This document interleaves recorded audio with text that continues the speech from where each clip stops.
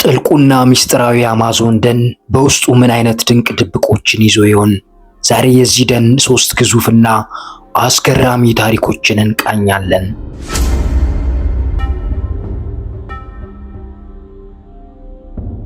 በብራዚል ጫካ ስፍራ በአሜሪካ አህጉር ትልቁ የድመት አስተኔ ዝርያ የሆነው ጃጓር ነግሷል። እርሱ ወንዞችን፣ ጥቅጥቅ ያሉ ደኖችን፣ ረግረጎችን በአስደናቂ ጉልበት የሚቆጣጠር ድምፅ የማይሰማ ድብቅ አዳኝ ነው። በዚህ በሚያስፈራ የጥርስ ጥንካሬው ከትላልቅ አይጦች እስከ አዞዎች ድረስ ያድናል።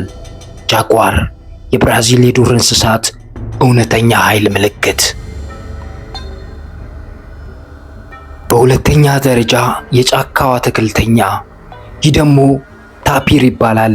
በብራዚል ምድር ላይ ትልቁ አጥቢ እንስሳ፣ ምንም እንኳን መጠኑ ግዙፍ ቢሆንም በዝምታ የሚጓዝ ረጋ ያለና እጅግ ቀልጣፋ ፍጡር ነው። ታፒር የተፈጥሮ ዘሮችን በመበተን ረገድ ወደር የለውም። ለዚህም ነው የጫካው አትክልተኛ የሚባለው። ሙሉ ስነ ምህዳሩ እንደሚያንሰራራና ጫካው በሕይወት እንዲቀጥል የጀርባ አጥንት ማለት ነው።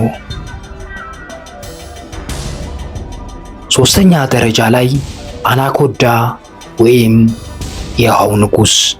በጨለማና ሚስጥራዊ የውሃ አካላት ውስጥ አናኮንዳ ክብርን ይይዛል። እስካሁን ከተመዘገቡት ውስጥ ትልቁ እስከ 21 ጫማ ይረዝማል። ሴቷ አናኮንዳ ይበልጥ ግዙፍ ናት። 7 ወራት ሙሉ ምንም ሳትመገብ ጸንሳ እያንዳንዳቸው 3 ጫማ የሚረዝሙ እስከ 100 የሚደርሱ ግልገሎችን በአንድ ጊዜ ትወልዳለች።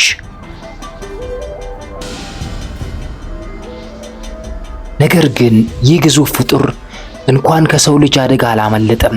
መኖሪያቸው ስንጥቅ በሚያልፍ መንገዶች ላይ ብዙ ጊዜ በጭነት መኪናዎች ተገጭተው ሕይወታቸው ያልፋል።